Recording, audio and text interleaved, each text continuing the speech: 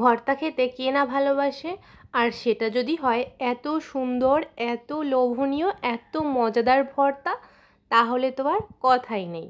Hello my lovely viewers, welcome back to my channel Sathi's diary. আমি সাথী, আমি ঢাকাতে থাকি। আই হোপ সবাই ভীষণ ভালো আছো, আমিও কিন্তু ভীষণ ভালো আছি। আজকে কিন্তু তোমাদের সাথে শেয়ার করতে যাচ্ছি মজাদার একটি ভর্তা। ভিডিওটি দেখে বুঝতেই পেরে গেছো তোমাদের সাথে কি ভর্তা শেয়ার করতে যাচ্ছি। এটি হচ্ছে বাদাম ভর্তা। প্রথমে কিন্তু আমি কিছু বাদাম নিয়ে নিয়েছি। এই বাদামগুলো কিন্তু আমি কেনার পরে তারপরে ভালো করে ধুয়ে ভালো করে চুলার নিচে শুকিয়ে নিয়েছি। যেহেতু রোদে সবসময় দেয়া যায় না, রোদে দিলে যেমন কাক পাখি এগুলোতে খেয়ে নিতে পারে বা নোংরা করতে পারে, এজন্য কিন্তু আমি ধুয়ে ভালো করে তারপরে কিন্তু চুলার নিচে শুকিয়ে নিয়েছি। তারপর দেখো একটা কড়াইয়ে, মানে শুকনা কড়াইয়ে তেল ছাড়া, তারপরে কিন্তু আমি বাদামগুলো সুন্দর করে টেলে নিচ্ছি। দেখো আস্তে আস্তে কিন্তু সুন্দর করে টেলে নিচ্ছি, মানে যেভাবে তোমরা বাদাম ভাজো ওভাবেই কিন্তু করে আস্তে আস্তে এভাবে টেলে নিতে হবে। তারপর উঠিয়ে দেখতে হবে যে বাদামগুলো ভাজা হয়েছে কিনা, তারপর একটু পরে পরে চেক করে নিতে হবে যে বাদামগুলো হয়েছে কিনা।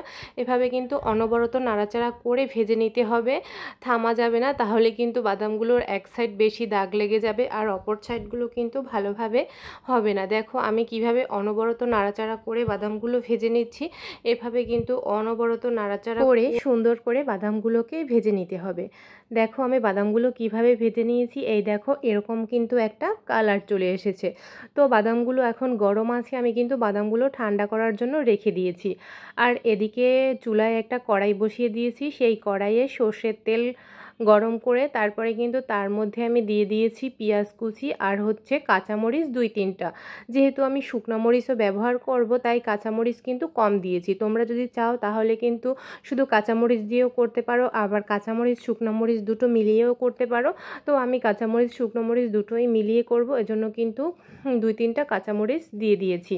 তারপরে কিন্তু কিছুটা পরিমাণে নারকেল কোড়া দিয়ে দিয়েছি তেলের মধ্যে। দেখতেই পেলে যে নারকেল কোড়াগুলো কিন্তু আমি পেঁয়াজ এর সাথে আর পেঁয়াজ মরিচের সাথে কিন্তু সুন্দর করে ভেজে দিব।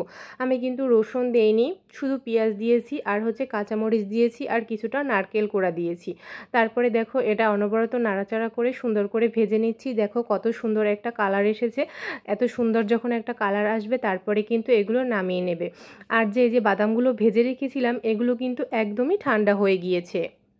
এরপরে কিন্তু এভাবে আমি হাত দিয়ে চেপে চেপে এগুলোর খোসা ছাড়িয়ে নিব। দেখো এভাবে হাত দিয়ে ভালো করে চেপে চেপে এভাবে করে কিন্তু আমি খোসা ছাড়িয়ে নিচ্ছি। এভাবে ভালো করে হাত দিয়ে এরকম করে করে তারপরে একটা একটা করে, মানে আস্তে আস্তে হাত দিয়ে প্রেস করবে আর কিন্তু এভাবে সব খোসাগুলো উঠে যাবে। সব খোসাগুলো কিন্তু অবশ্যই ছাড়িয়ে নিতে হবে। এভাবে হাত দিয়ে প্রেস করার পর যখন খোসা উঠে যাবে তখন কিন্তু ফু দিয়ে নিলেই খোসাগুলো সব পড়ে যাবে। দেখো বাদামগুলো কত সুন্দর করে খোসা ছাড়িয়ে নিয়েছি। তারপর চলো চলে যাই শিলপাটার কাছে। তারপর দেখো আমি শিলপাটা নিয়ে বসে পড়েছি। তারপরে কিন্তু শিলপাটার উপরে আগে আমি কিন্তু বাদামগুলো দিয়ে দিলাম। এই বাদামগুলোই আগে আমি ভালো করে বেটে নিব। দেখো শিলপাতার উপরে বাদামগুলো দিয়ে এগুলোই ভালো করে বেটে নিচ্ছিলাম। তো বাদামগুলো বারবার পড়ে যাচ্ছিল আর তুলে নিচ্ছিলাম। বাটতে একটু প্রবলেম হচ্ছিল, বাদাম বাটতে আসলে অনেক প্রবলেম হয়। বাদাম বাটা এত সহজ না। আমি যেহেতু অত সুন্দর করে আসলে বাটতে পারি না, অত বাটাবাটি করতে পারি না, আমি সবসময় মশলা ব্লেন্ডারেই গুঁড়া করি। কিন্তু ভর্তা একটু শিলপাটায় বাটলেই ভালো হয়, খেতে মজা হয়। ব্লেন্ডারে আমি কখনো ভর্তা করিনি, জানি না খেতে কেমন মজা। আমার মনে হয় এরকম শিলপাটায় বাটা ভর্তাই খেতে বেশি মজা। তারপরে দেখো বাদামগুলো বাটা হচ্ছিল না, একদম মানে গুঁড়ো গুঁড়ো হয়ে যাচ্ছিল। এজন্য ভাবলাম যে গুঁড়ো গুঁড়ো হয়ে যাচ্ছিল, এজন্য ভাবলাম যে হালকা একটু পানি দিয়ে, মানে অল্প একটু পানি দিয়ে তারপরে সুন্দর করে বেটে নেই। পানি দেওয়ার পরে কিন্তু বাদামটা মানে বেশ মাখো মাখো হয়েছে। তারপরে কিন্তু দেখো পানি দেওয়ার পরে সুন্দর করে আমি বেটে নিচ্ছি। তোমরা একটু ভালো করে বেটে নেবে, বাদামটা একটু বাটা হতে সময় লাগে, 2-3 বার বাটা দিয়ে নেবে। আমি কিন্তু এভাবে 2-3 বার করে বাটা দিয়ে নিচ্ছি। দেখো প্রথম একবার বাটা দিয়েছি, তারপরে কিন্তু অতটা মিহি হয়নি, পরে আবার ভালো করে বেটে সুন্দর করে মিহি করে নিয়েছি। দেখো 2-3 বাটা দিয়ে মিহি করে নেওয়ার পরে তারপরে কিন্তু আমি অন্য সব মশলা, মানে মশলা না, অন্য সব উপকরণ অ্যাড করব, ভুল বলে ফেলেছি। এই যে দেখো সুন্দর করে বেটে নিয়েছি। তারপরে এই যে আমি আগে থেকে যে পেঁয়াজ, তারপরে হচ্ছে কাঁচামরিচ আর হচ্ছে কি নারকেল কোড়া এগুলো ভেজে রেখেছিলাম, এগুলো কিন্তু শিলপাটায় নিয়ে নিয়েছি। আর দেখো এই যে শুকনো মরিচ নিয়ে নিয়েছি। তো আগে থেকেই আমি শুকনো মরিচ ভেজে রেখেছিলাম, আমার সবসময় শুকনো মরিচ ভাজা থাকে এভাবে কাঁচের জারে করে আমি রেখে দিই। এই যে শুকনো মরিচ ভাজা নিয়ে নিলাম আর পরিমাণ মতো লবণ দিয়ে দিচ্ছি। এরপরে কিন্তু এগুলো মিশিয়ে আমি ভালো করে সুন্দর করে বেটে নিব। এই যে দেখো আবারও বাটাবাটি স্টার্ট করে দিয়েছি।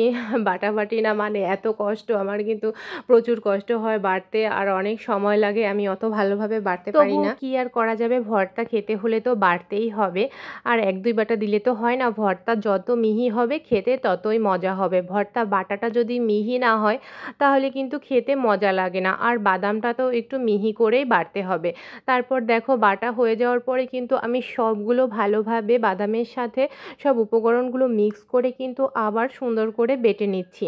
এভাবে করে কিন্তু মিহি করে সুন্দর করে বেটে নিতে হবে। তোমরা কিন্তু ভর্তা যত মিহি করবে ততই খেতে মজা হবে। তো এভাবে কিন্তু আমি সুন্দর করে মিহি করে ভর্তাগুলো বেটে নিলাম। তারপরে কিন্তু রেডি হয়ে গেল আমার বাদাম ভর্তা। তো আমার বাদাম ভর্তা রেসিপিটি তোমাদের কেমন লাগলো অবশ্যই কিন্তু কমেন্ট করে জানাবে। আমি একটু মুখে দিয়ে দেখলাম যে একটু ঝাল কম হয়েছে। আমি যেহেতু একটু ঝাল করে ভর্তা বানাবো সেজন্য কিন্তু আর কয়েকটা মরিচ দিয়ে আমি আবারও ভালো করে বেটে নিলাম। তো তোমরা কিন্তু একবার হলেও এই ভর্তাটি অবশ্যই বাসায় ট্রাই করবে, ট্রাই করে দেখবে কতটা মজার আর কতটা মুখরোচক। তোমাদের খেতে বারবার মন চাইবে। খুব মজার কিন্তু একটি ভর্তা রেসিপি, অবশ্যই কিন্তু একবার হলেও ট্রাই করবে। তারপর দেখো ভর্তা বাটার পরে আমি সুন্দর করে ডেকোরেশন করে নিলাম। ভর্তা করব আর ডেকোরেশন করব না তা কি হয়, এভাবে ভর্তা বানিয়ে সুন্দর করে ডেকোরেশন করতে আমার কিন্তু ভীষণ ভালো লাগে।